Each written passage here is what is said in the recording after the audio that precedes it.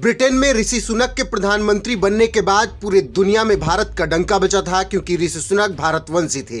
अब ऐसे में एक और भारतवंशी ने भारत का मान बढ़ाया है और आयरलैंड के प्रधानमंत्री बन गए हैं। जी हां, भारतवंशी लियो वराडकर यूरोपीय देश आयरलैंड के नए प्रधानमंत्री चुने गए हैं। भारत के मुंबई में रहने वाले उनके पिता अशोक 1973 में आयरलैंड शिफ्ट हो गए थे। अब ऐसे में लियो वराडकर दूसरी बार प्रधानमंत्री चुने गए हैं, तो उन्हें पूरी दुनिया से बधाई संदेश मिल रहे हैं। इसी कड़ी में भारत देश के प्रधानमंत्री नरेंद्र मोदी ने भी उन्हें बधाई दी है और कहा है, लियो वराडकर को दूसरी बार प्रधानमंत्री बनने पर बधाई। आयरलैंड के साथ ऐतिहासिक संबंधों, साझा संवैधानिक मूल्यों और बहुगामी सहयोगों को मैं बहुत महत्व देता हूं। दोनों देशों की अर्थव्यवस्था को नई ऊंचाइयों पर पहुंचाने के लिए साथ मिलकर काम करेंगे। गौरतलब है कि 43 साल के लियो आयरलैंड के सबसे कम उम्र के प्रधानमंत्री हैं। ये उनका दूसरा कार्यकाल है। 2017 में 38 साल की उम्र में वो पहली बार प्रधानमंत्री बने थे। उनका ये कार्यकाल 2020 तक चला था। इतना ही नहीं, वो आयरलैंड के पहले गे पीएम भी हैं। उनका जन्म 18 जनवरी 1979 को आयरलैंड की राजधानी डबलिन में हुआ। उनकी मां मरियम का संबंध आयरलैंड से ही था।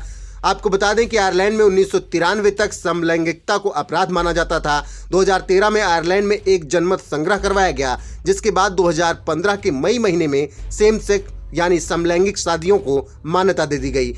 इसके कुछ महीने पहले जनवरी 2015 में वराडकर खुलकर सामने आए थे और उन्होंने अपने समलैंगिक होने की बात पब्लिक की थी। उस वक्त वो हेल्थ मिनिस्टर थे। उन्होंने छात्र जीवन से ही राजनीति में कदम बढ़ा दिए। साल 2007 में वो डबलिन वेस्ट से फाइन गेल के टिकट पर चुनाव जीते और काउंसलर बने। उस वक्त वो केवल 24 साल के थे।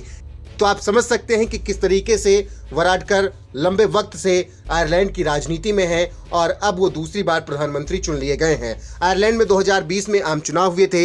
इसके बाद माइकल मार्टिन की पार्टी फिला फेल और वराडकर की पार्टी फिने गाइल के बीच ऐतिहासिक समझौता हुआ। इसके बाद मार्टिन देश के प्रधानमंत्री बन गए। समझौते के तहत तय हुआ था 5 साल के कार्यकाल के शुरुआती 2.5 साल में मार्टिन देश के प्रधानमंत्री होंगे और वराडकर उप प्रधानमंत्री होंगे। 2.5 साल पूरे होने के बाद दोनों एक दूसरे की जगह ले लेंगे।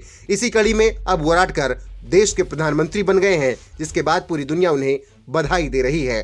फिलहाल भारतवंशी वराडकर ने जिस तरीके से भारत का मान पूरी दुनिया में बढ़ाया है, उस पर आपका क्या कुछ कहना है? अपनी राय कमेंट कर हमें जरूर बताएं।